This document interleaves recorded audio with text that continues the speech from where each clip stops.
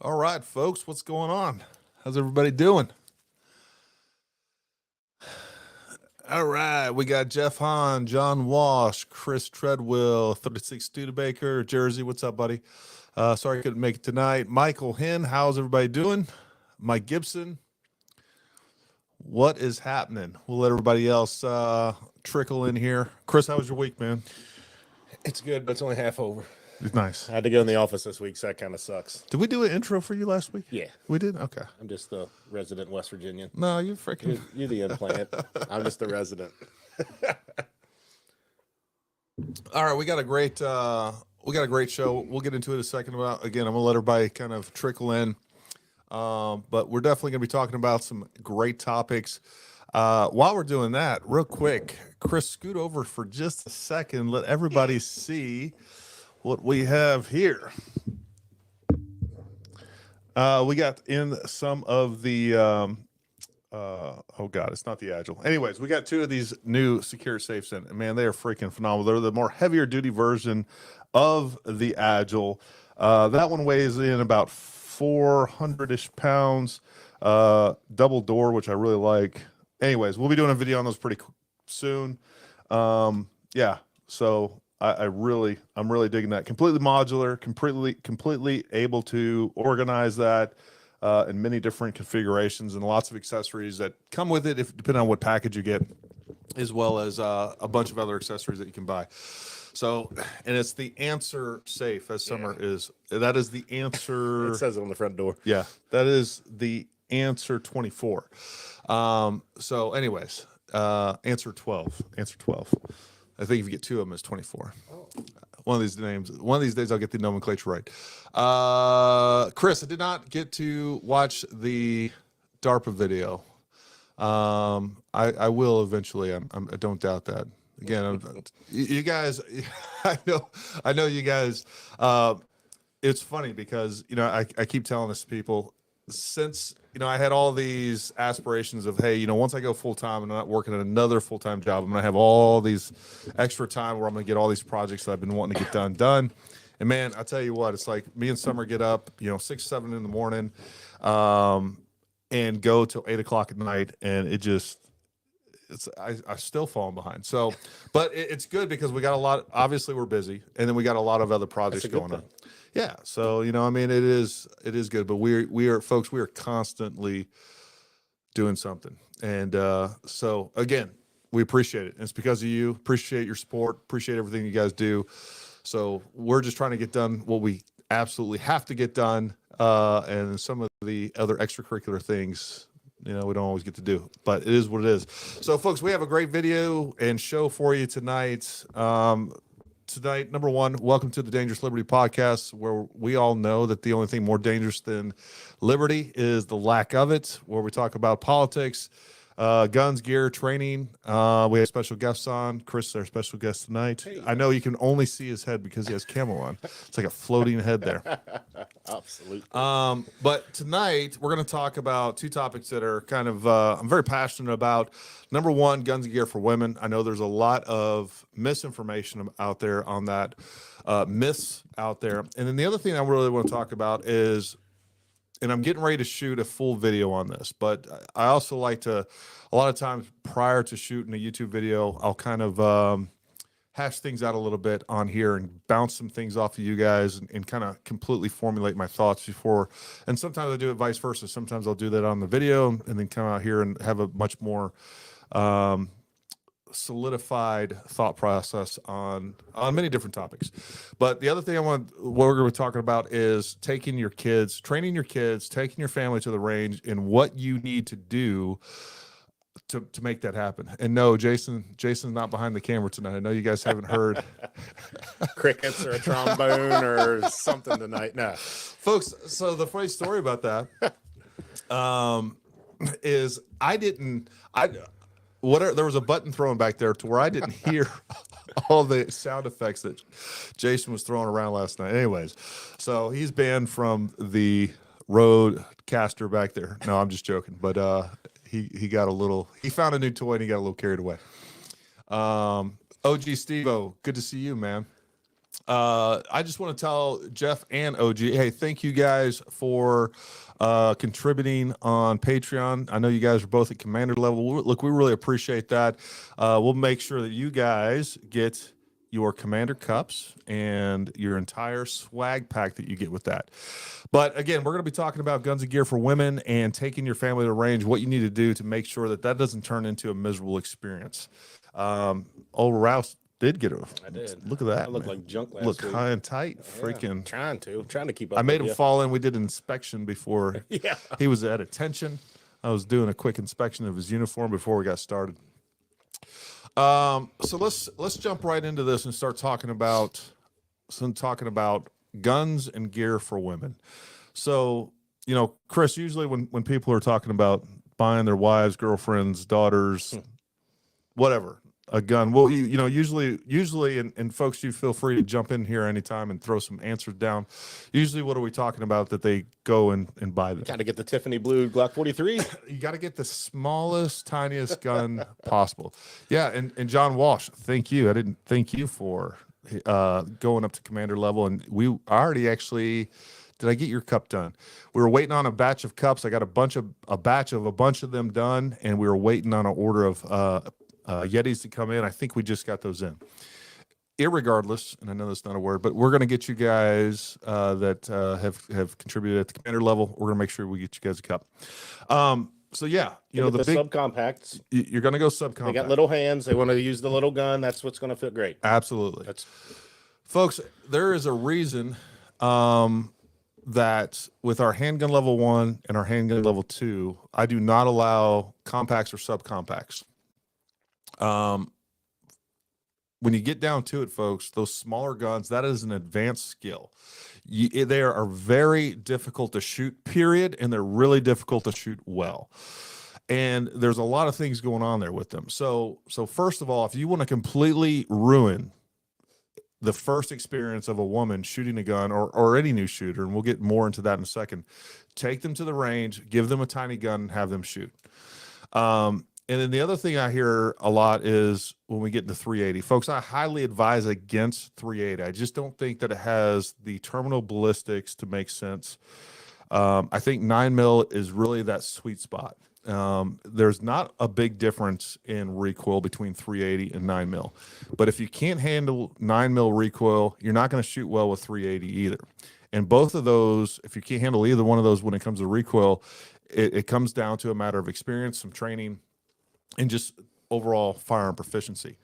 So a small gun, when you're shooting a small gun, folks, number one, you have less mass, but you have the same amount of recoil going on, right? So we still have the same amount of energy pushing that bullet.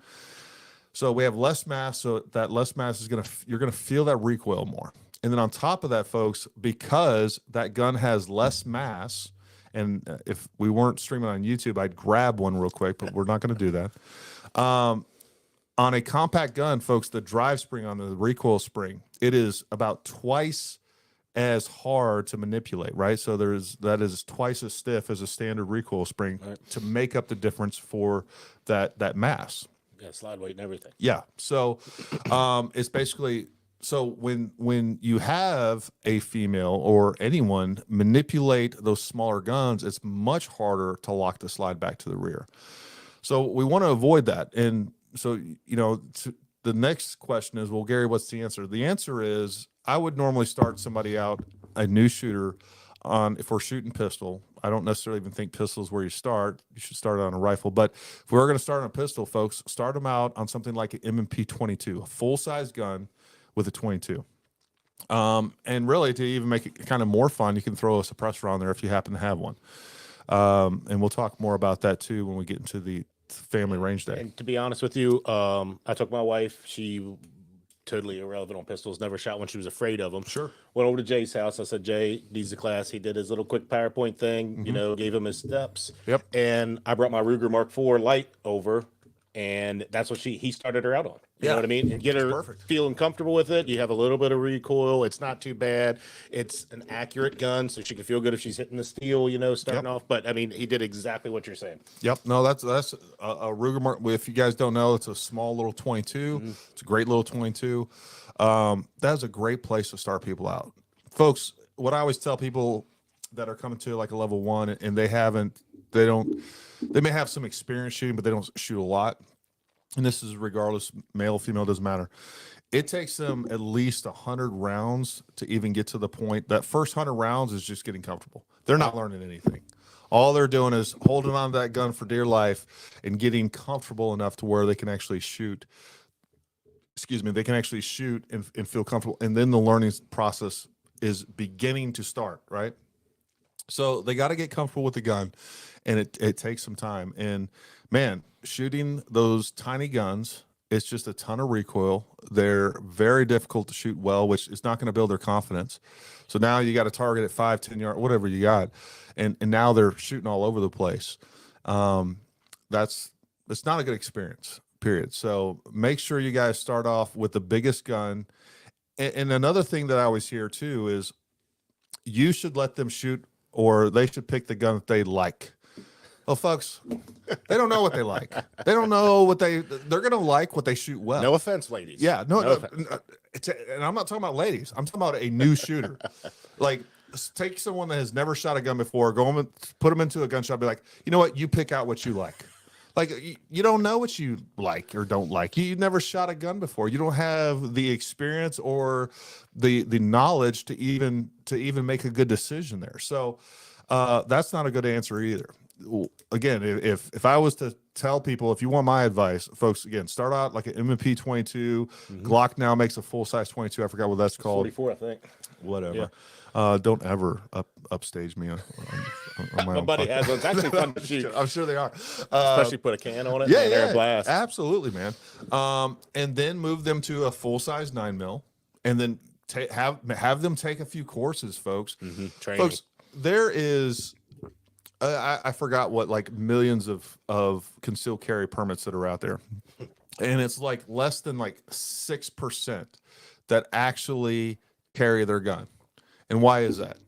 And that's male, female, doesn't matter. Less than 6% regularly carry the gun, and that's because they went to that 8-hour course that allowed them to get their concealed carry permit, and they're not confident with their gun. They're not confident with sticking a gun down their pants and then actually operating it under stress. They don't have 2 or 3 even 100 rounds on it for enough familiarization that they've operated under a non-stressful situation. Deep inside, they know, like, I am completely incompetent with this gun, so I'm not going to carry it. And that's why people don't carry it. So get them to several courses. You know, I can't stress it enough. People come to our level 1, level 2, 10, 15 times. Mike Hen's on here. He's been to our level 1, level 2 at least a dozen times. And there's many other folks that are pretty close to his number. I think he's probably the most. But there's several folks that have been on here. Several of our clients have been to our level 1, level 2 courses, 6, 7 times, and they get better every single times. So, you got to get those rounds, and you got to get that experience, and you got to get that confidence. And that comes with, supervised and coached repetitions. That's what it really takes. Well, Gary, when I got my concealed, it was probably, I don't know, 10 or 15 years ago. Yeah. There was no live fire at it. Yeah, no. It And was most of them literally don't. a classroom, and they said, here's a pistol. Yeah. This is how you unload it. Be safe with it. Thank you. Yeah, Give him look, $175, Yeah, and look, I don't think for a second that, number one, we shouldn't have to ask the government for anything to carry a gun. I love the fact that West Virginia and many other states now are completely constitutional carry. We should not have to ask or get permission or pay to do something that is constitutionally protected and guaranteed to begin with. Agreed. I also don't believe that there should be a training requirement to carry a gun. But I think that we should all be responsible citizens and understand the responsibility that comes with carrying that gun, the safety of ourselves, the safety of those around us. Understand what you're doing there and just be a good citizen. And if you're carrying something that can kill yourself or other people, you probably should have, you probably should invest some time and money into getting in there. I also want to, I'm just looking over here. I'm seeing Chris's phone. Yeah. He's got Rumble pulled up. Folks, we don't see the comments on Rumble, so I just want to apologize ahead of time. If you guys want to jump over to YouTube, I'm hoping that very soon, and Rumble just introduced live streaming just a couple months ago, so I'm hoping pretty soon they'll get everything will be a little bit better. Hopefully they'll continue to improve, and as we build our following over there on Rumble, my goal is by this time next year, hopefully we'll be off of YouTube altogether, because again, they're not the friend of the Second Amendment or of the First Amendment. Jeff Hahn said, I took my wife to the 6-Hour Academy for basic handgun. Absolutely. Get some people some professional training, and we'll get into taking our family and our wives and everybody else to the range here in just a second. But yeah, no, you got to get some rounds. You got to get some confidence under your belt, and that comes with some guided instruction. Well, I'm looking forward to April 1st and 2nd. I'm going to take both of those classes with you. And I've shot pistol, rifle, shotgun my whole life, but like Jay said, every time you come to those basic classes, you're going to learn something new. Every time. And if you haven't been to one of our courses. I haven't, no. Yeah. If you haven't been to one of our Looking courses, forward to it. It's gonna be I think awesome. Even our level 1, folks, it is far from a basic course. We're going to push you individually. You're going to learn some things and solidify some things that I think most people are pretty blown away by what they walk away with, the applicable skills, right? Things that they can take and they've actually learned. And also, one of the things I hear all the time is like, I didn't know what I didn't know. Mm-hmm. And that is one of the biggest things on this, folks, is especially once we get into the level 2, now we start introducing tactics.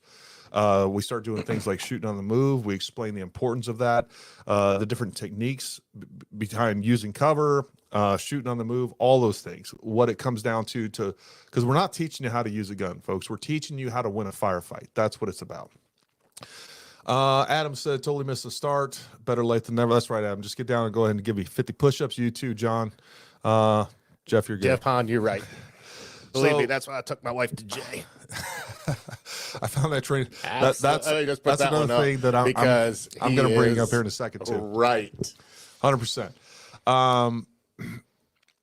John, by the way, I just want to let you know, John, if you look right here, there is a beautiful, I know it looks red and gorgeous. Blue. I actually was showing it to Chris, but John, that's your rifle.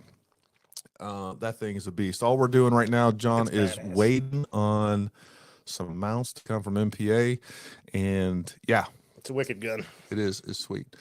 Good job, John. Glad you're working out, buddy. Getting big. All right. So, as far as I kind of want you guys to kind of lead the discussion on if you have any other questions about gear or anything else for women. The big thing, folks, is quit giving women those tiny guns. We're freaking ruining the experience for them. And really the rest of that, as you go along and get some training, you need some really good foundational training. And again, a course like ours, level 1, level 2, or if you're not in our area, you can't attend that. Again, find some competent instructors. 6-Hour Academy, they have a good program in there. Wherever you are, find some good instruction. And again, and many of you probably need to go too. Again, I know people that have been shooting guns for a long time, and they've been going to the range for a long time. But good, and it goes back to most people don't realize what they don't know. So, as far as one other thing, I will talk really quickly about as far as women goes. One of the things that I've learned over the years, developing these different courses that we've had, that I don't like doing. I've gotten away from doing any sort of like women's only course. Number one, well, I won't even get into that. I've gotten away from that. I think it's better when we have women and men together for a lot of different reasons. But when we're talking about our advanced concealed carry courses, for instance, we talk a lot about, holsters, making sure that you carry every single day and all these other things. And I'll be the first to tell you, before I really dove deep into that, I was the first one to always talk about, making sure. I was very anti off-body carry. All right. So, and what I mean by that is putting something in a purse, putting something in a bag. And yes, we can come up with a whole bunch of reasons why that is not optimal. There is no doubt about that. It's not optimal. But folks, as men, what we don't understand is the way that women dress. And if you want your wives, girlfriends, daughters, whomever to carry all the time, okay, they are not going to start buying clothes and old lady clothes that are baggy and everything else. Now, if they dress like that already, right? So let's say I don't know, whatever the style is. I am seeing I see like the 90s coming back, essentially. Like the big baggy jeans are coming back. There's probably a couple pictures floating around with you like that, right? They are, absolutely. Some Jenkos on or something. I was just, Jenkos were my favorite jeans growing up, man. You guys have no clue. Sweet. Me and Summer were talking about that the other day. I mean, there's plenty of room in them to hide something. I had mohawk, blue hair. Oh, wow. So anyways, if they have clothes where they can conceal carry and they can wear a holster of many different types in their bodies, that is always the best answer. Telling a woman that she should never off-body carry is a mistake. Concealed guns don't fit women's bodies well. It doesn't fit their clothing well. And just like I tell all men, it goes for women too, is if you are serious about carrying a gun all the time, you better have, I got like at least eight holsters that I regularly go through, between ankle holsters, several inside the waistband holsters, outside the waistband holsters for winter and things like that. Folks, you need different options, just like you have different shoes, right? We have plenty of different shoes that we're going to wear with different outfits, different summer, winter, fall. Yep. You got to have the same thing when it comes to holsters. If you're serious about carrying all the time, you got to invest the time and money. You know, a good pair of shoes is over $100. We don't mind buying 5-6 pairs of shoes. Guess what? A holster is going to cost you. A good holster is usually going to be around 100 to more than 100. And you're going to invest in that. You know, what's more important? You know, people don't be cheap on guns and holsters and things like that, folks. That's not the place to save money. You know, skip McDonald's a couple times a month, skip going out to eat a couple times a month. I know, I'm sorry. Jeff here says techniques change and what was taught when I went through the Q course in the late 80s, obsolete based on gear and techniques. 100%. And Jeff, you know, I'm 100% I'm very aware of that. Luckily, you know, I've been out for about 10 years now, and I even realized that like a lot of the things, a lot of the stuff and even mindsets and different things like that, and the way things are done, you know, a lot of that is obsolete the way that I grew up. And luckily I've been kind of in this and in the training world, and I've been able to kind of keep up with most of those things. Right. But at the same time, things are changing. Guns, you know, one of the things I was just talking to with a buddy that's still in is now all the sniper systems that SOCOM's issuing is all the Barrett, right? The Barrett MRAD. And we were talking about the different, you know, right now they're running Barrett MRAD 308 with 1 in 8 twist barrels. And, you know, anyone that is a long range shooter, you know, we've always thought that like 1 in 10 was a tight twist rate for 308. Well, now we're shooting 1 in 8, and a lot of that comes from Brian Litz, and that's a whole nother of super stabilization and these higher twist rates. And that's a whole nother podcast. But things do change. Guns, gears change, capabilities change. Another big thing that I always talk about is making sure that you guys are training with a light on your gun. You need to have a light on your gun. And just like Jeff said, things have changed where it wasn't always practical to carry one of these larger lights on a concealed carry pistol. But now we have the, you know, TLR7 subs. It's very easy to get a holster with for a subcompact gun with a good light to go on it. You're getting 500-600 lumens out of those things. You know, you need a light on your gun. Period. You should be training with that. For a nice light, couple $100, well worth it. You know what I mean? Absolutely. And don't buy the cheap light. That's not going to turn on when you need it. No. Spend the extra money. I think I have an XC1 on my 19X. Yeah. And it's great. Mine sits back behind the barrel and everything are flush with the barrel, doesn't stick out. I love it. Yep. Yeah, spend the money on a good light. And Streamlight now makes like I said, I love the TLR7 that I have on my P365 XL. I mean, it's just a great light. 2 questions. 1, advice for loadouts for the gals. 2, suggestions for getting the miss involved with conditioning with loadout. So I'm assuming, Steve, by loadout you mean kind of like EDC. So here's what I would So advise. EDC stands for everyday carry. Everyday for carry. our new peeps. Yes. So number one, again, make sure she has some training. Carry as always, regardless of male or female, always carry as much gun as you can. If you can carry a full-size gun, carry that. If you can carry something like a compact, like a Glock 19, carry that. If you can carry a subcompact, that's all you got, or that's what you can carry concealed, you know, a P365, a M&P Shield, all those are great guns. A Glock 43.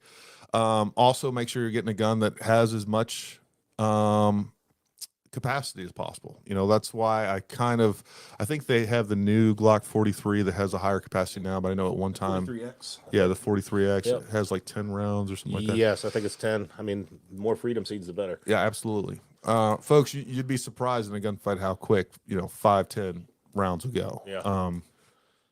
And you know, And if you're the guy that's only carrying the one mag in the gun, you're out. And then you got a rock in your hand now. and let's be real. Most of us are only going to be carrying one mag on us. So the more in that mag, the better. The more in that mag, the better. If you can carry a second mag, carry that. Or carry two guns. Or carry Or two three. guns. I mean, yeah, between you, your wife, and your kids, yeah. should have a whole fire team ready to freaking battle drill 1 Alpha. They should be doing assaulting the objective. Oh man, I'll have to get Robin on that one. By loadout, I mean with armor on. So we're talking like Advice for loadouts of the cows. expand on that a little bit. You talking about like a bug out? You know, you got a full battle rattle type of thing, Steve. Clarify that a little bit. And if we're talking, you know, that type of level, then there's really no difference. You know, again, I would have at least 4 to 6 mags on us. You know, your rifle's your primary, secondary. Regardless whether we're talking about EDC or we're talking about, you know, end of days, you know, Armageddon type of stuff. Make sure you got med. Med has to be the primary. So if I have a choice between carrying a second mag or medical gear, and one of my favorite pieces of kit is the combat wrap. That stuff was cool. You showed me last week. Battle wrap. Yeah, battle wrap. Yeah, that stuff was neat. That there's no excuse not to have at least that on you. So there's that. Sneak says he's going to Green Top tomorrow. Green Top is, the only way to put it is, a badass outdoor store that's still kind of locally owned down in Richmond, Virginia. Buy something cool, Travis. Definitely send me pics. I've never been to Green Top. It's legit. You make it sound like heaven. It is. Nice. All right, so let's talk a little bit about taking our kids, family, wife, husband, whatever you got going on, a new shooter to the range. I will tell you, this is, if we think about it, folks, do we think that people are becoming more Second Amendment friendly or more protective of the Second Amendment, or are we slowly kind of weeding that away or pushing that out? You definitely want tourniquets and a full med kit in the vehicle. So say that again. So does everybody, here's what I'll say. Generally, I believe that we have a population that is becoming more, that care less about the Second Amendment.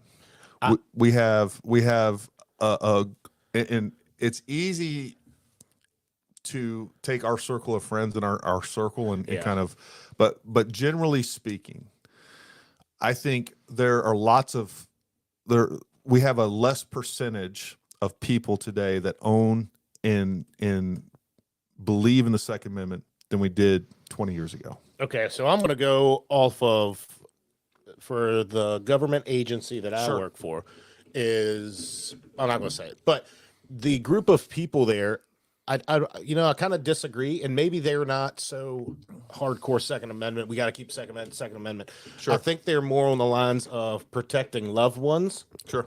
And they're moving more towards, they're not like these super far right guys, you know what I mean? The crazies. They're more leaning towards, I got to protect me and my loved ones. Sure. So I want to learn more. Sure. You know what I mean? I think that's where it is more. I don't think we're getting away from the Second Amendment. I just don't think that they they're as into it as us kind of, mid-range writers and stuff like that. That's how I feel, at least, and how I see it out there. Sure.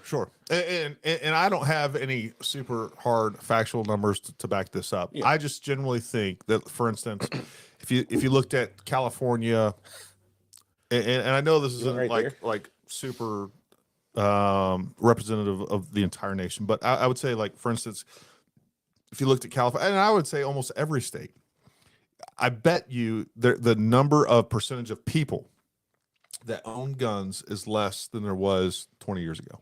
Well, and I would probably agree with that one. Yeah. And I would say that, like, the idea of taking the Second Amendment away, or the idea of what the Second Amendment means is less today than it was 20 years ago. 100%. I would agree with that. So, I think again, what we're doing is we're losing the war of attrition, right? So, it's incrementalism at its best, and that's how liberals win, right? It's incrementalism. It's slowly convincing the population that, first, you don't need guns. Yeah. Number two, the Second Amendment doesn't actually mean what you think it means. It actually is supposed to be everything. It never meant. I hear all kinds of arguments. It was never meant for individuals. It was always meant for state militias. I hear that. Muskets and powder. Yeah, it doesn't mean modern guns. It only applies to. So we can go through the list of what that means. And part of that reason is because less kids grow up with guns, right? Mm-hmm. So it's easier to convince people that, like, guns are bad. There's also a much larger, I would say, percentage of the population that has never grew up with a gun in the house. Correct. Never went shooting. Correct. Just didn't grow up in that culture, right? Well, that's becoming like the Northern Virginia area. I worked down there as construction manager for 10 years, and these people are coming in, and these kids are growing up in these McMansions. Yeah. They don't have guns in those houses, so they have no idea about if they like them or they don't. They're just told these are bad, don't touch them, don't ever think about them. And if you take guns away, it doesn't mean anything to them. No, because they're not missing anything. No, like they're like, okay, there was a shooting there, so I've never had a gun. You don't need a gun. If I don't need a gun, you don't need a gun, right? So my point is, through all this, is the fact that, folks, we have to be indoctrinating our kids, right? We have to be, and being an ambassador for gun safety, guns in general, the Second Amendment, and making sure. One of the things I wanted to make sure that I talked about. If you guys haven't seen it, I'm going to probably post it in our Substack, but I have a whole,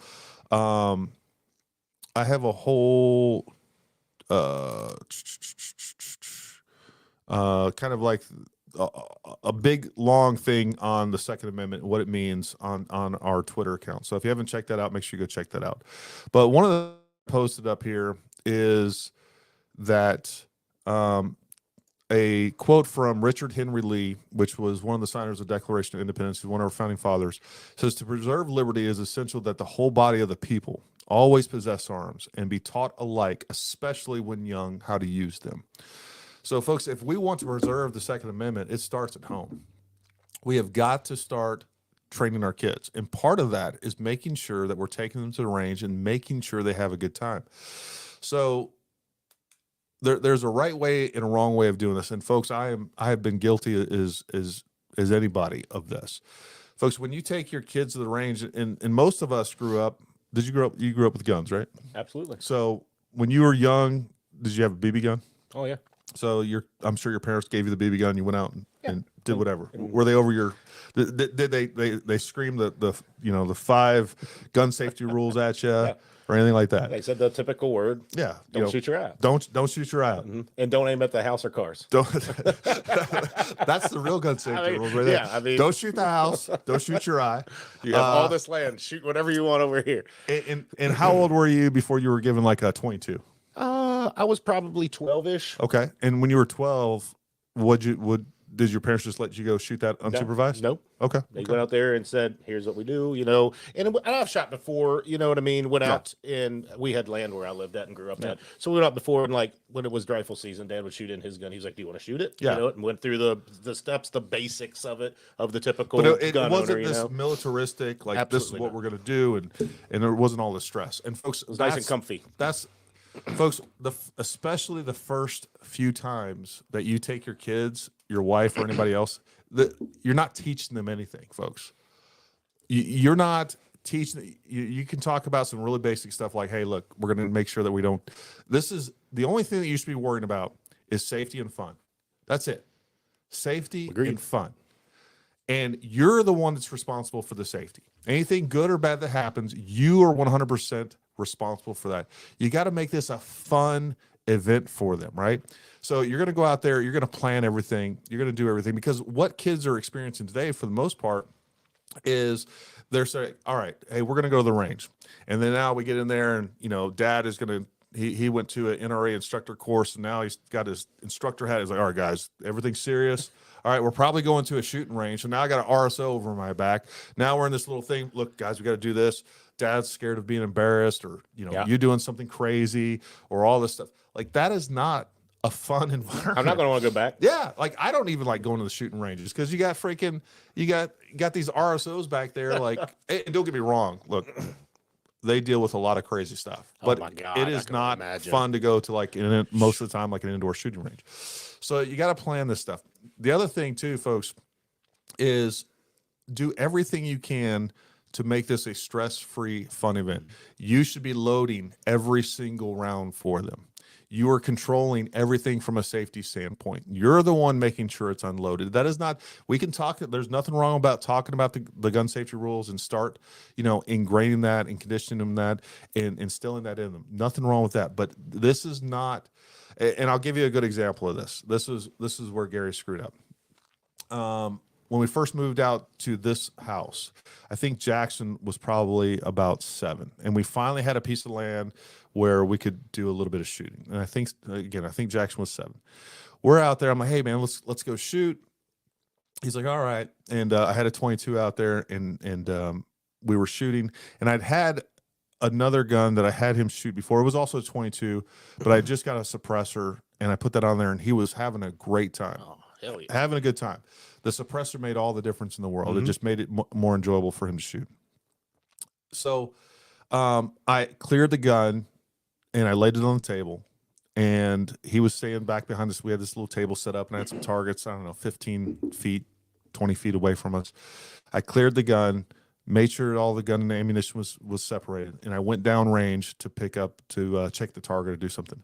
And I turned around, and he had grabbed the gun, and he was holding it. You know, he's 7 years old. Yeah. This was a failure on my part. I didn't give him clear instruction not to or anything like that. And then, you know, I was like, up. And he wasn't really pointing the gun at me. He was just kind of holding it off to the side. But I was like, up. You know, my military mind kicked in. This is the time to teach him. So what I do? Hey, son. You know, and I yelled at him. Yeah, jumped him. I jumped, and I was like, you know, I need to make sure that he knows to never point that gun at anybody, or, you know, blah, blah, blah. He's 7 freaking years old. And guess what? He never pointed a gun at anyone ever again. And guess what? Every time that we go shoot, I have to drag him out there. He does not, he started crying. It was a traumatic experience for him. I look back, and I'm like, what a freaking idiot. You know, you ruined what was a fun, nice event because you didn't give him the information they need. You didn't I should have picked up that rifle, walked down there, did what I needed to do.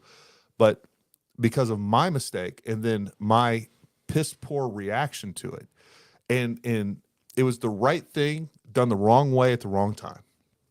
So, you know, again, most of us grew up, I know, I can remember the first time that I actually went where I found out that I was a gun nut, and I love guns. I didn't really grow up with guns in my house. We lived in Texas. I went to a friend of mine's house. I was probably 11 years old, and his parents were like, here's 322s and a 410.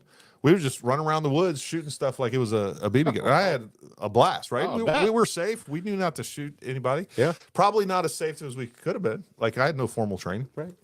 But I had that first experience where everything was fun.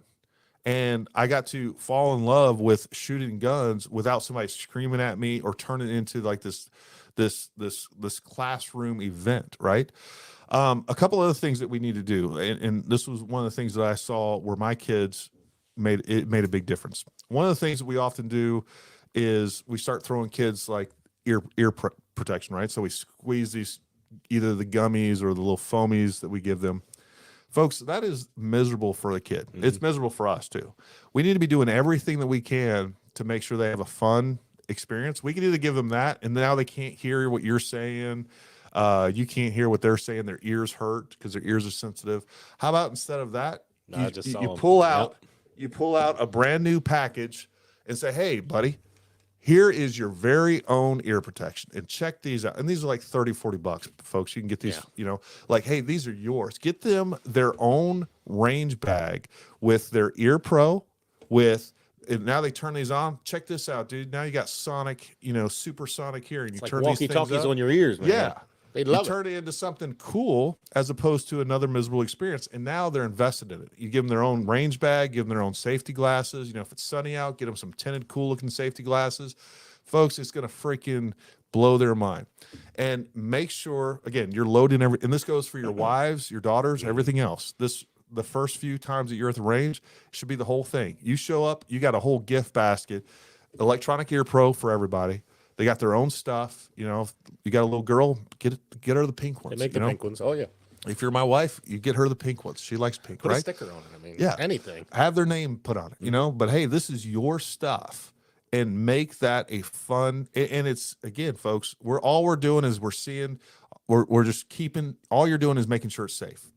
The first few times, don't teach them a single thing. Just make sure they have fun. If you got kids, again, there's all kinds of cool reactive targets. Folks, shooting paper is dumb for a kid. It is. Made a hole. Yeah, like, oh yeah, that's oh yeah, you shot real good, buddy. You don't see anything. How did we grow up? We grew up shooting cans. Like when I shot the can, it fell off, or a bottle. What I shot, or whatever you shot. But it was fun, right? Oh, it was a great time. Birds or whatever else. Well, that's a reactive target. Don't shoot birds. Don't shoot any. Don't shoot any. I might have in the past. Get them, like, man, they make like zombie targets that start squeezing all kinds. You shoot them and they got like ooze coming out of them. I've seen them. Get them some cool, fun reactive targets and just make it a fun family event. And then every single time after that, folks, you can teach them one little thing. Teach them one thing. Balloons. That's a great point. I love, again, I integrate them into even our courses. The clays, they're cheap. You can make some cuts out of paper targets or the cardboard targets, and you can put the clays up there and actually see something, see something break. I know I've been talking a little bit. I know we got a bunch of comments and questions. Let's go through those real quick. Yeah, let's scroll back up here. We let off about, we were talking about the McMansions. Yep. That's what Adam said. McMansions exactly explains, and they're just learning, seeing the need for self-home defense. And I agree wholeheartedly. That's what. And part of that, I don't know. Again, I don't know if you guys watched my video on home defense, folks. Part of home defense planning is making sure that everybody in the house has a job, and making sure that they're invested in that home defense plan. In other words, there's general malaise toward guns and shooting sports, absolutely, and that general malaise will easily turn to, just to a point where, again, they're just not going to care if people are pushing to change the Second Amendment or get rid of the Second Amendment. And then one shooting event takes place and they don't understand the importance behind the Second Amendment. And they're convinced that if we get rid of guns, we'll stop, any sort of violence from taking place. There's a good one too. It goes back to what you were saying. Please do not wait to get the range before you start teaching. Absolutely. Start weeks in advance. Familiarize your kids before you go to, absolutely. There's a lot of holes usually in the ceilings of those ranges. Yeah. Oh, so I already had that one. Yeah, I have a little bit. It's absolutely true. Yeah. With that being said, I do think I've seen some parents are like, even with toy guns, like, don't point that at anybody. I'm not a fan of that. I have to sit and think a while to come up with a good articulate argument and really kind of solidify the way a good argument against that. But at the end of the day, a toy gun is a toy gun. So I think there needs to be, I think BB guns is, hey, this is actually shooting something that can hurt people. I think that's where to start. But absolutely a good way to start kids. Again, I've seen some parents that are really crazy about that. Like, I know it's a toy gun, a Nerf gun. We don't point that at people. Like, well, that's actually what it's for. OG says, I was surprised by what you said about gun sales being a child of the 60s. So I check gun sales. So there are more gun sales. I'm not, number one, we have more people than we did in the 60s. We're now at 300 million people plus. But then you also have people like us. But I also think that we have a couple guns. We have more gun sales. There's no doubt. There's more guns in America than there have been. I think percentage wise, the people owning them per population, I think that's gone down significantly. I think there's definitely more households that do not have guns today, percentage wise, than there was even going back. That's exactly what Sneak said. I wonder how many of these sales are repeat. Yeah. Seen plenty of dads yelling at their kids on the fire line when they do something unsafe, scaring their kids and ruining. Absolutely. And whose fault is that, folks? That's that father's fault. Just like it was my fault that that I ruined that experience for my son, and I'm always trying to make up for that. I don't know that I ever will, because I have one son that's crazy about guns, and in a good way, but he knows to do things safe. And then Jackson is a little bit apprehensive, and that I 100% believe that was what I did to him that day. I yelled at him, and in my mind I was like, you know what, I want to make sure that he knows how serious this is. Well, he does. He knows how serious it is, and he'll never have fun with a gun in his hand again. Potentially, we're still working on him. Good. I don't think about Nerf guns actually. Yeah. So I do want to shoot somebody in the face with a Nerf gun. That's the only there's no other place to shoot. I mean, that's what they're. Don't shoot them in the eyeball. Other than that, they're hard to aim. I mean, I'm not gonna. They don't always shoot. they're about a 20-minute of angle gun. I mean, they're not exactly a sniper rifle. No, not at all. Don't shoot your moms either. They get mad. Yeah, don't shoot mom. The kids have one of those freaking, like, I don't know, it holds like 100 rounds. Like, Remington has one with the little balls. Man, they hurt. Oh, I don't think it's the balls, but they have that one too. Yeah, and it's got a little electric motor in it. This is a Nerf gun. It's like the freaking minigun from the Predator. Just it's freaking nuts. You can shoot your mom with that one. Yeah, for sure. Any kids watching Remington, you can shoot your mom sometime. You unload that thing in like 8 seconds, and you spend the next 15 minutes reloading, finding them, reloading them. Under the couch. 100%. Nerf's come a long way since I was a kid. Well, Willie, if your daughter is out shooting you, then it's okay to yell at her. We gotta crush that down a little bit. No, but again, folks, the key here is making sure that the kids have, and again, any new shooter period, you're not there to teach them. It's not there to dump your 20, 30 years of experience into this one training session with them or just fun. It's about having fun and making sure they have a good time in the range. That is your only priority. And then you are in charge of safety. You are the one making sure and doing everything that you need to do to make sure that you make sure it's a safe event. You don't give them the opportunity to, again, lock those slides. You do the 3-point check. All the things that you're supposed to do, you take responsibility for. You make sure you do it. You load all their guns for them. That's how you make sure that they have a good time. So they're just aiming and squeezing. Absolutely. I love it. Absolutely. I mean, it's an excellent point. I wouldn't, in taking Robin or taking Remington, I haven't thought of taking it that far, but it makes total sense. Yeah. No, like take all the guesswork out of it for them or any troubles or mindsets or anything, just 100%. Aim and squeeze. So, even as a guy, even a guy that's strong, number one, there's obviously technique to loading rounds, right? Yeah. And then even when you're good at loading and you have the strength and dexterity to do it, it's still not fun. It still sucks. It still your sucks, thumbs right? raw by the end of the day. Absolutely. So now you're going to take your wife that just had her nails done. Just had her nails done, is a tenth as strong, like that completely ruined that entire, like she's never going to want to go again. Why is my hands all black? Yeah, like, my hands are all black. You ruined my nails. Hurts. My thumb hurts. Or they sit there and I see people struggling and they're they can't get the round down. They don't have the technique. Trying to get them in. That's another thing. Yeah. You know, make sure that after the third or fourth time you've taken them to the range, get them their own little speed loader, right? Get them the Mag Lula. Those are great little loaders for men, women, children, everything else. They make it easy. They're slow, but they make it easy. Your thumb don't hurt. Your thumb don't hurt. That's right. Don't want to walk around with black sore thumbs. Yeah. Jeff Hahn, this will also benefit you when purchasing additional firearms. Absolutely.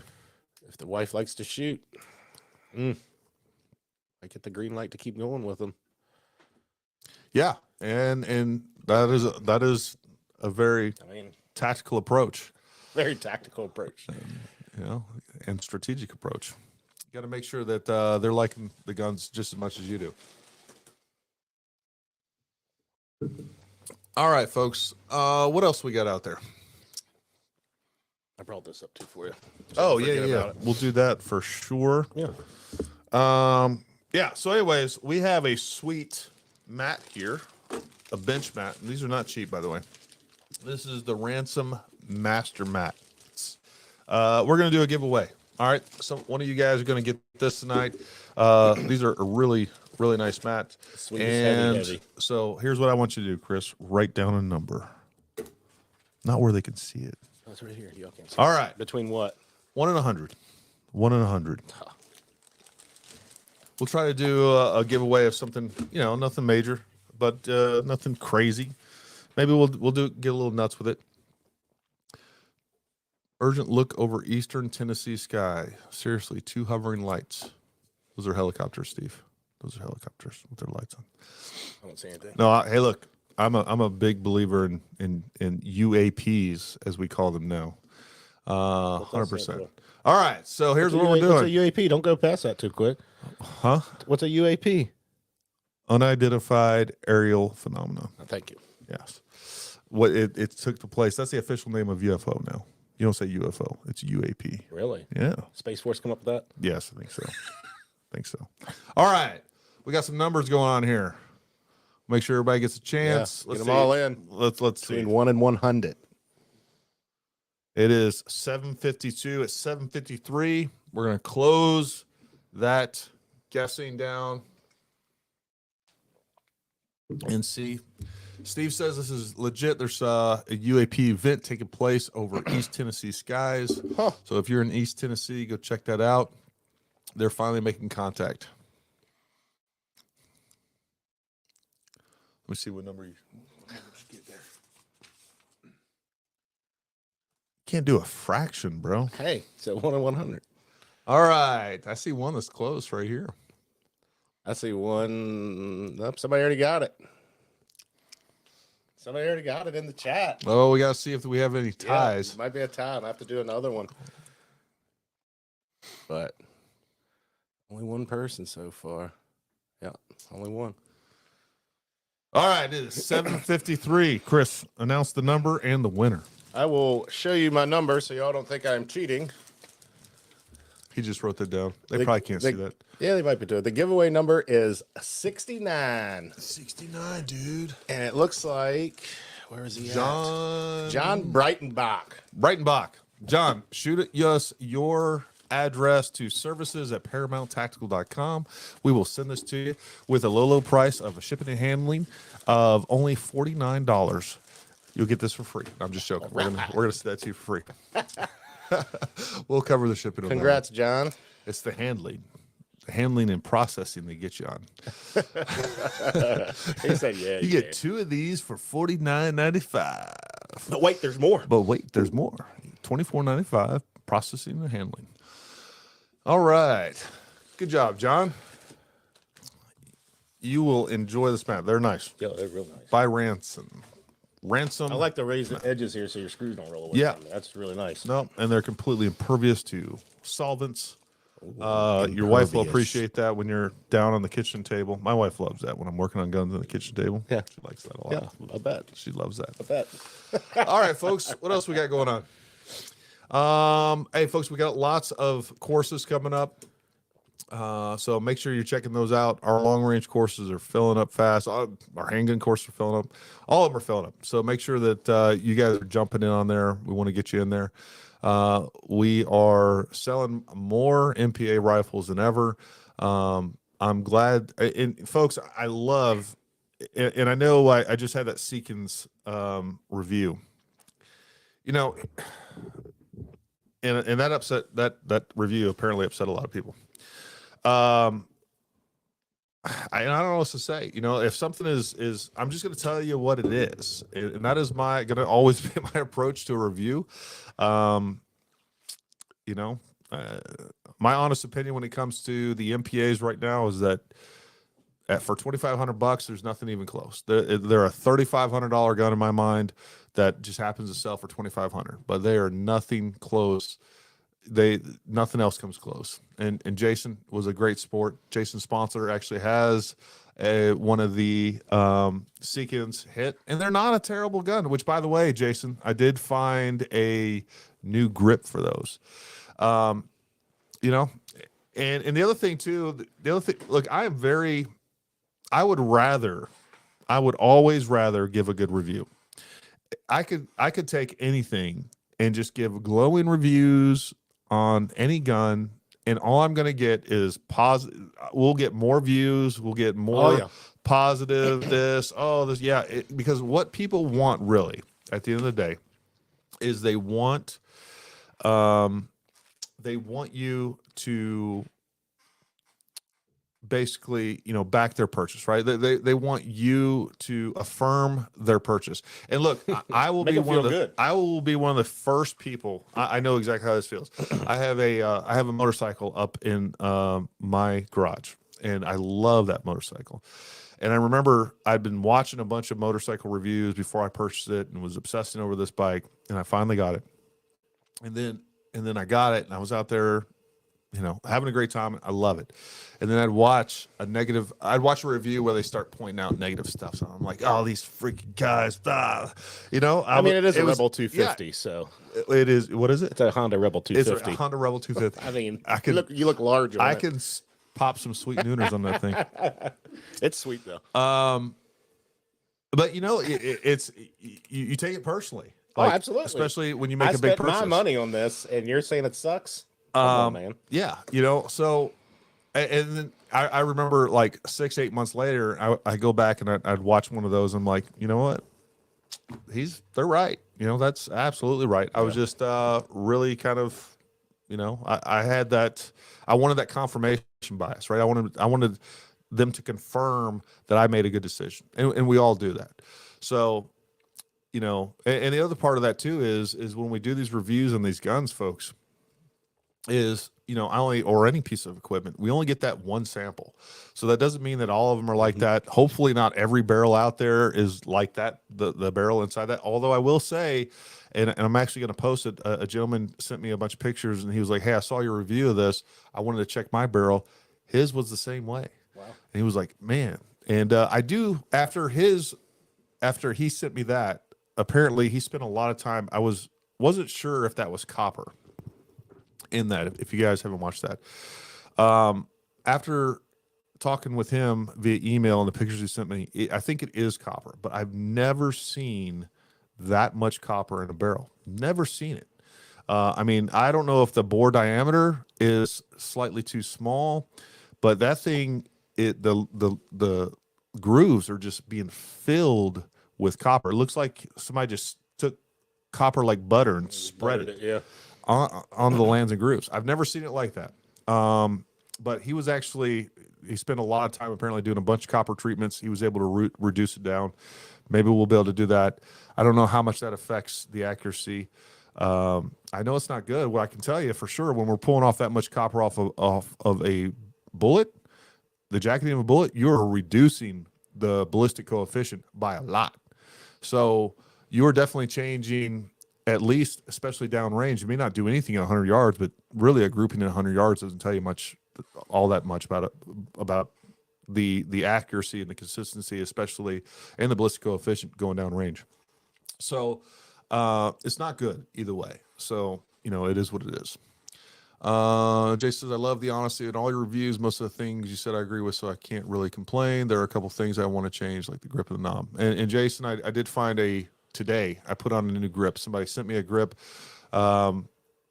Is actually a guy that I do business with, and I'm getting ready to show another one of his products that we're going to start carrying. We've started carrying. I just haven't got the review done yet. But an excellent grip for that. I put it on that gun today. Makes it a lot better. And you'll be seeing that. Everybody's saying keep the authentic reviews. Yeah, I'm not going to change that. Don't BS it. I'm not going to change a single thing. And the other thing too, I always go back and forth about is like I could have done that review and show everything that I was showing very cut and dry. That also doesn't feel, it's not how I do reviews. I like to sit there and go through things and kind of talk out my thought process a little bit. And I know it makes the video long, but whatever. That's just how at least I like we get to look at you the whole time. You do. I mean, and then sometimes I wear the mid-drift. Oh, I know. Yeah. You take it out of Summer's closet. Yeah. Yeah. That's the reviews you really like. I'm just impressed you fit in it. Barely fit in it. Yeah, man. Light as red. Shadrack 314. We'll have the Magnus out. I'm actually taking it out this weekend to a range complex. We'll be doing some reviews on that and comparing that to the rest of the Ultra series. Pretty stoked about that. I love the way I actually have it on my rifle over there. I just like the way that the Magnus looks on my rifle. The 338, the Ultra 338 was just too big. The Ultra 9 looks great on there, but the Magnus just looks beefy. It's not. I wish we could touch them on the video. What's that? I wish we could actually touch the guns on the video. You can't touch the gun. You can go over there and I'll go over there and grab the Magnus. No, that's true. I mean, you at least got to show it off. Yeah. Did I have them on? I mean, when you told me I couldn't put out 30-round mags earlier, I was like, yeah. So you come can't on, even man. show 30-round mags. I didn't realize that was within the parameters of the YouTube.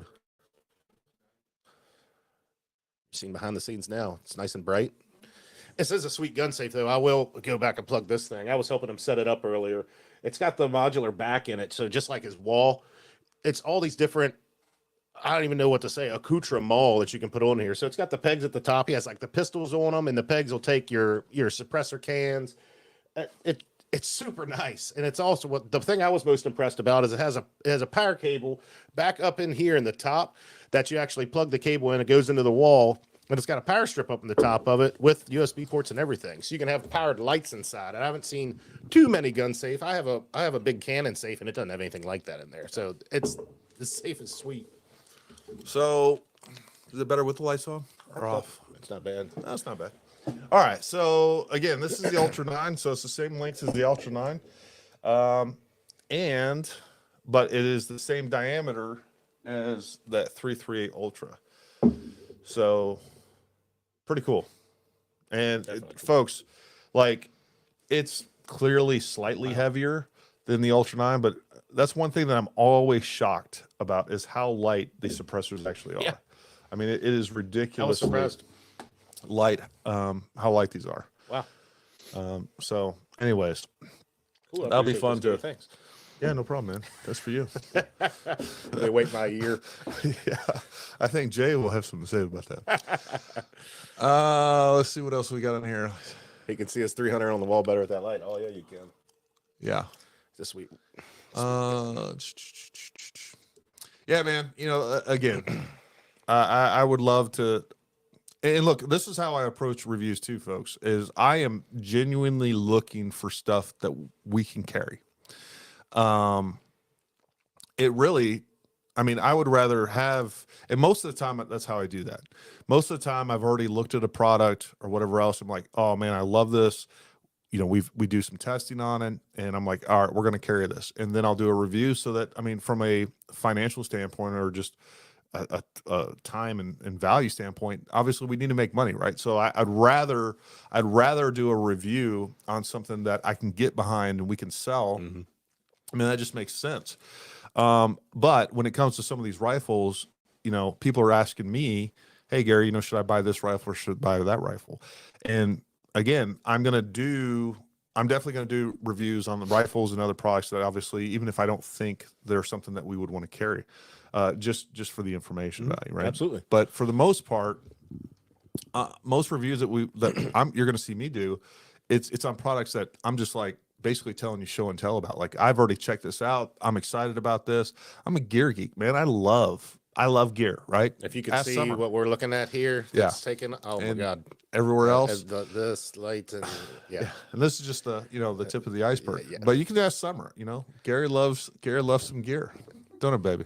Gear and tech. Summer just the ball showed back. up. Yeah, she just showed up back there. She's giving me the evil eye. I can't even see her face from the computer screen, but I feel the evil eye. Yeah. So again, folks, I'm gonna do the reviews. It doesn't really bother me if people get upset about it, but at the end of the day, our number one commodities are integrity. You're gonna get the truth from me, how I feel about it. You can disagree with me, that's fine, but we're gonna stay true to that. What about Olights? I've seen some pretty good Olights. I don't think that the Olights that I've seen, I am very I don't know, particular about lights, right? Because I've seen a lot of the other lights, even some of the stream lights and stuff like that. They are definitely not as durable as the Surefires, yeah. So I am very kind of bougie about my gun lights. I've just seen too many of them fail, and I can't think of a single time where I've seen a Surefire fail. They're just super robust. You can get a lot of other lights and a lot of other brands that are brighter. They have some better features and stuff like that on them, but I think the as far as durability goes, especially for your rifle light or your primary pistol light, I have a hard time getting behind anything other than Surefire just because of the durability. That's a solid review on that too. Yeah, the Streamlight TLRs for concealed carry.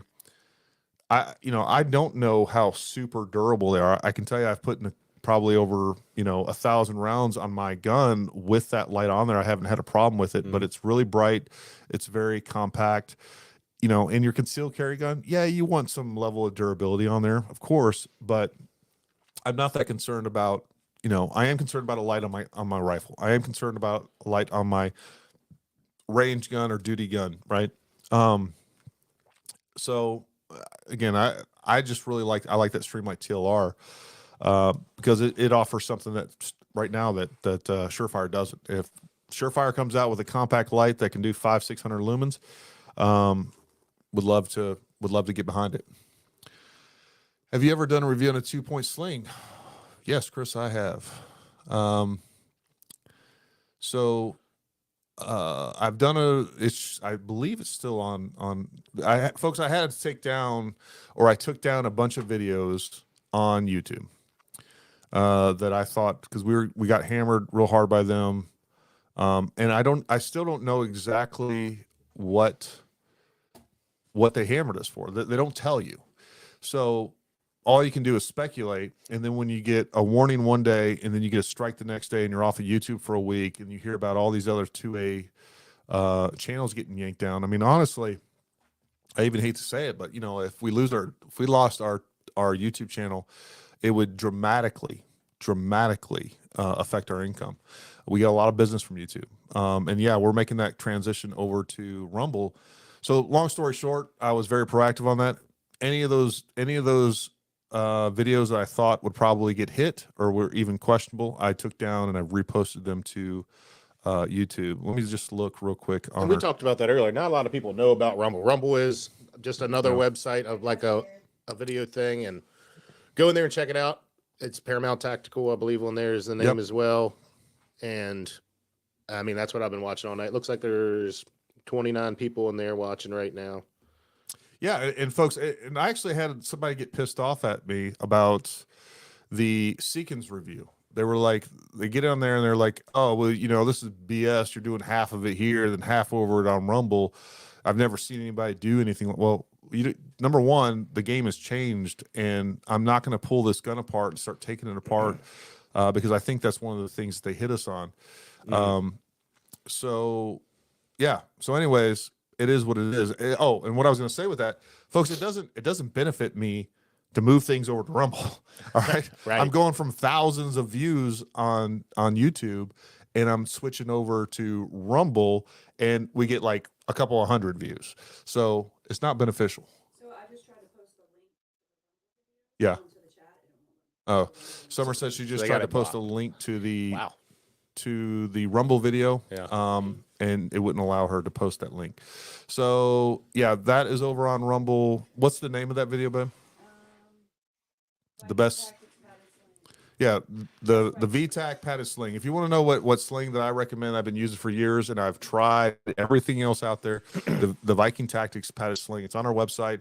If you want to know what I recommend, and we don't have anything on our website that we haven't personally have tested, go to our website. That's what I recommend. And I usually have. I know, Jason. Look. Typically, I don't get emotional about responses on YouTube. So, although there have been times.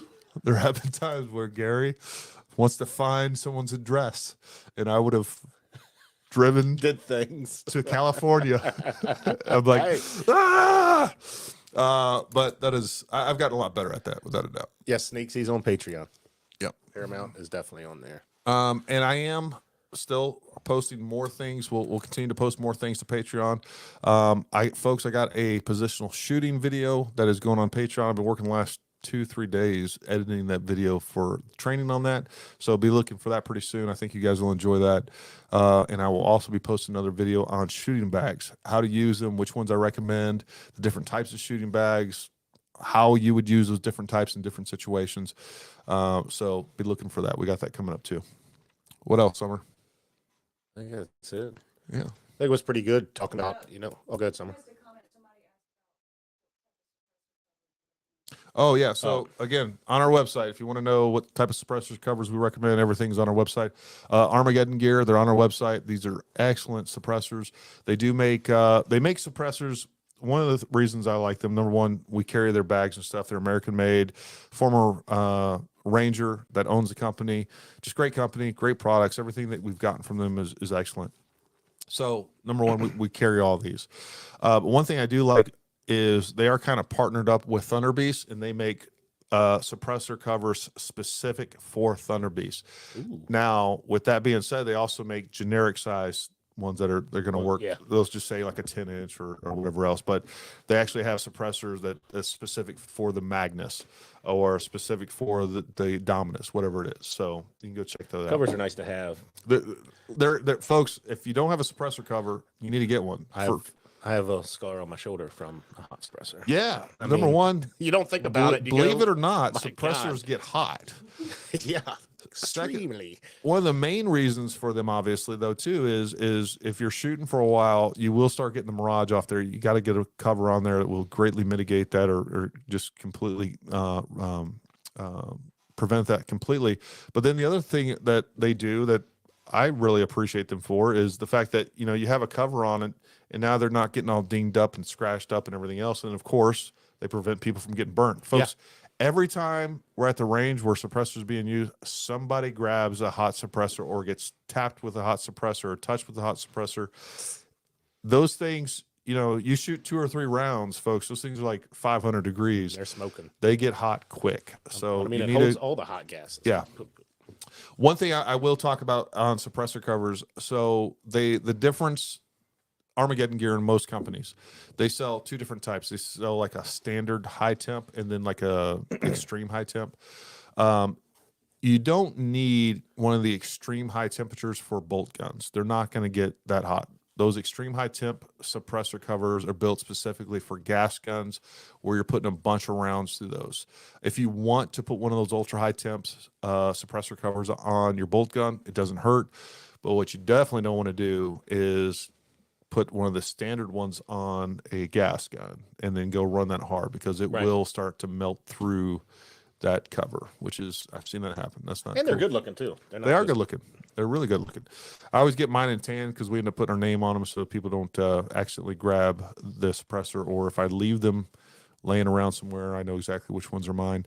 But they come in woodland, different camo patterns. Again, go to our website. You can check them out. What else, babe? Also, go check out. Here's what I'll tell you right now. Here's what you're gonna want for sure. Oh, That you can go purchase right now. gonna want. You're gonna want.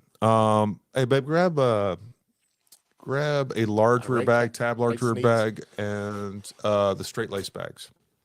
So I've been getting a lot of questions on shooting bags for a long time. I've been meaning to do a video. I got a whole list of videos I've been meaning to do. And where you definitely need to start is, without a doubt, when it comes to shooting bags, is rear bags. We carry three different brand bags: Tab Gear, Armageddon Gear, and Weebad. All of them make excellent products. The Weebad, that's fine. The Weebad and Armageddon Gear, they make a lot of very similar products that I talk about in the video that are going to be, when you're talking about a game changer bag versus one of the Weebad fortune cookies, there's incremental differences in certain situations. But out of all the rear bags that I've tested out there that are, in my mind, kind of unique, that number one, you can live without some of the positional shooting bags. Nobody can live without a rear bag. And these two bags, I use these all the time. You'll never see me shooting usually with both of these. This is the straight laced bag, Tab Gear straight laced, and the Tab Gear rear large bag. For the newer people out there, Gary, can you just provide a little? Yes. So this is basically going to go underneath your buttstock, and this is what's controlling elevation, right? Let me move this. And again, I have a whole video coming out. I talk about this more in depth, but I just kind of giving you guys a heads up. This is what controls your elevation. Your buttstock is laying on here, and you're squeezing this to make the muzzle go down, or you're kind of, what I do is just kind of lay my head on it a little bit harder, and we push this down to make the muzzle go up. But this is what's holding that. I'm not holding this with any sort of muscular input or anything else. I'm just laying my head on this, and if I need negative elevation, I'm squeezing this ever so slightly and holding it there. Or again, if I need more elevation, I'm pushing this down. And I can also move these bags up and down my buttstock or a bag rider, or even on, if you guys look up there on John's beautiful gun, right behind his pistol grip, you can see the bridge of the buttstock, right? Yep. A lot of times I'll have the bag right up in there too. So, but you need these, and sometimes this one is the better one, and sometimes this one is the better one, just depending on the terrain I'm shooting on or the situation. And sometimes I'll even use these on top of each other, especially if I'm shooting way down.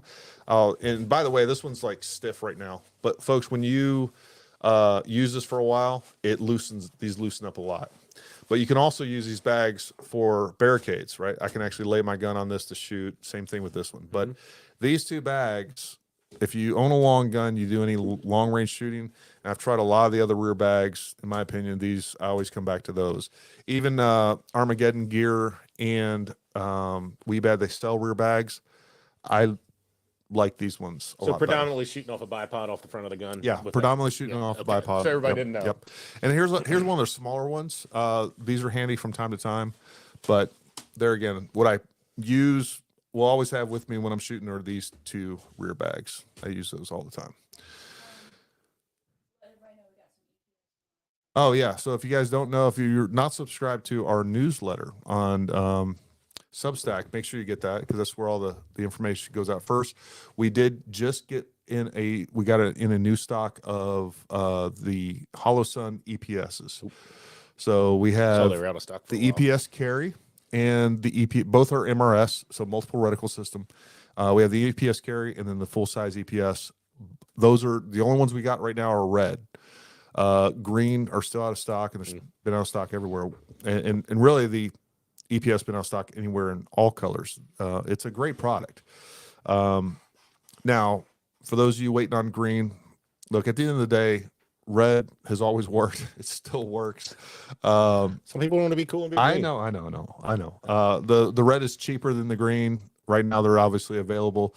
So nothing wrong with the red, but here's what I'll say too. One of the comments I see a lot was like, "Oh, we got to get the greatest and latest stuff." I typically agree with that, right? We don't always need the newest, greatest, and latest stuff.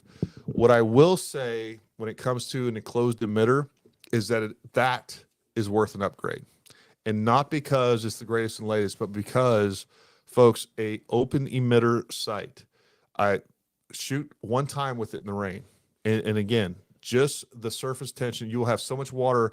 Every time I went to shoot, the last time we were on the range with my 509, it was a 509 Tango, I would have to like sling off the water before I could even get around. Whereas those EPS enclosed sights, you don't have that problem.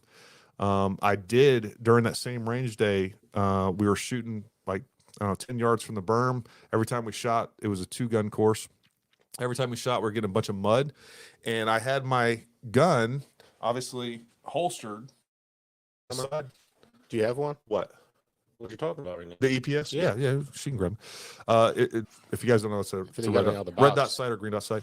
I could Vanna it. But I did have one of those. I did have my gun in holster, and a big glob of mud landed right on the emitter. So, anyways, that is a thing where you can get your emitter blocked, and there's a reason why SOCOM and so many other special operations are going to these closed emitters for that very reason. Oh my God, are you okay? Just a backpack. Did you die? That is the EPS carry. That's not an EPS. No, that's just the 509. Anyways, you guys have seen my video on that. It's not a big deal. Again, we have a whole video on that. You can go check that out. But those are in stock. We had a bunch of back orders. We filled those back orders. So if you want one, get one. All right. You better have your trailer stopped because I'm going to need another suitcase to fly back when I'm done. There's nothing wrong with that. We keep that thing stocked, Jason. Loading a mag in YouTube is considered modifying a gun and a strike. Yes. Folks, taking off a suppressor or adding a suppressor on camera on YouTube is considered modifying a gun and is a strike. That was one of the videos that we got a strike on was my comparison with the Ultra Series, which was this. I put one on, took one off. I don't know, but they gave me a strike. Cool. All right, folks. Look, we always appreciate you guys showing up. We appreciate all the support. Definitely get out here to do some training with us. If you can't come out and train with us, make sure you go check out our online training academy. We really appreciate everybody's support on that. And folks, I know I'm still behind on some of those. I got some other of our instructors that are going to be making sure that we are on time with those, help contributing to those lessons. You guys are really going to enjoy this. It's a little lengthy, but I think it's worth it. It's more of a lesson. I give you some drills in there too, but it's more of a lesson and just talking through positional shooting, whether you're talking about with an AR or a long gun. And I give it to you. I have all kinds of barricades and things that I could be shooting off of, but I use some different materials that you guys should have at your house that you can dry fire with. And it's not a bunch of specialized training equipment. So you guys can get some good training out of that. So anyways, we appreciate on both sides. Keep buying from us. Don't buy from anybody else. Go check out, go get your Dangerous Liberty t-shirts, hats, all that good stuff. If you have stepped up to the commander level or any of the levels where we owe you shirts or anything else, technically we're supposed to wait 3 months, but we haven't been doing that. So we're going to make sure that you guys get your commander cup so you can be cool like Chris over here. Yeah. And he makes his wife salute him every time that she talks to him now, which is valid according to the Geneva Convention. So that's perfectly. That's what you said when you gave it to me. So. Makes perfect sense. All right, folks. Hey, great job. Oh, by the way, last thing.